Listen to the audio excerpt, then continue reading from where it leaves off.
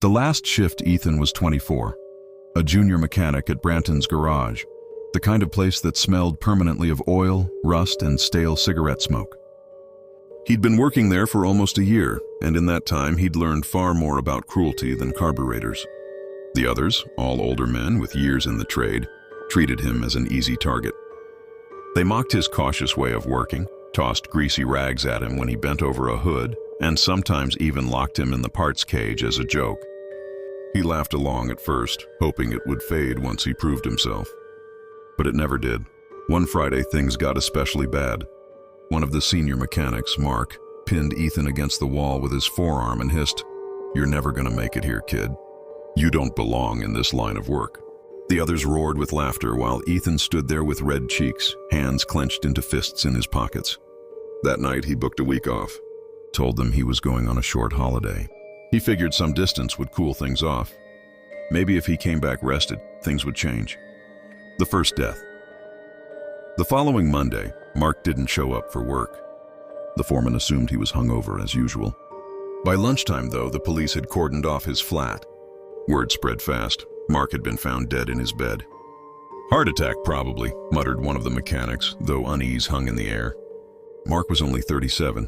Ethan, meanwhile, was miles away, staying at a cheap coastal inn. He woke to a text from a coworker. "You hear about Mark? Dead. Weird, right?" Ethan stared at the message, feeling something cold settle in his stomach. The week of deaths. On Tuesday, another man, Colin, collapsed during a job. By the time paramedics arrived, he was gone. No visible cause, no warning signs. Just a mechanic lying motionless on the greasy workshop floor, next to the car he'd been working on. Wednesday.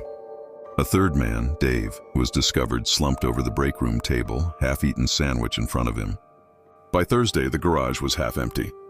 The surviving mechanics whispered furiously between jobs. None of them wanted to admit it out loud, but their eyes betrayed their suspicions. Ethan had been bullied by every single one of the men who were now dead, and he was conveniently away. The rumor spread from the garage to the whole town. Ethan had finally snapped. The pressure mounts. Ethan had no idea how bad it looked. He tried not to check his phone, but messages kept coming. Some from co-workers, cold, accusatory, others from friends warning him that people were talking. When he returned to town on Saturday, he walked into the corner shop only to feel every eye burn into him. A woman shuffled her child away from him. The man at the counter gave him his change without a word. By evening, a police car was parked outside his flat. 2 officers came knocking. They asked polite but pointed questions about where he'd been each day of the week. Ethan felt himself stammering, his answers too clumsy, too defensive. He could see it in their faces. They didn't believe him. The truth emerges. On Monday morning, the workshop foreman arrived early. The garage felt eerie, silent without the usual banter of the crew. He flicked on the lights and was greeted by the sharp smell of gas. At first, he thought it was just lingering fumes from a job. But when his chest tightened and his eyes watered, he realized it was something far worse. He traced the smell to the ancient boiler tucked away in a back corner, its pipes corroded, valves wheezing faintly. By noon, the fire brigade had confirmed it. A leak. Carbon monoxide seeping silently into the workshop. Every death, every collapse, it all made sense now. The irony was cruel. The men had been mocking Ethan for working too slowly, for checking gauges twice, for worrying about details. Yet it was their own carelessness, their own neglect of the very equipment that kept them alive, that had killed them.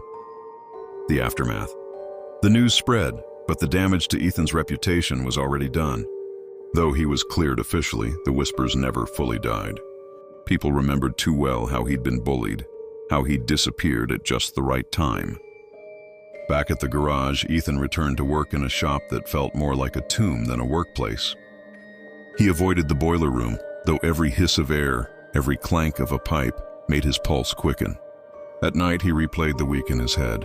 How close he'd come to being destroyed by suspicion. How easily truth could be buried beneath fear. But more than anything, he thought about the faces of the men who had laughed at him, now pale and still in the morgue. And sometimes, though he'd never admitted aloud, he wondered if maybe fate had taken his side after all.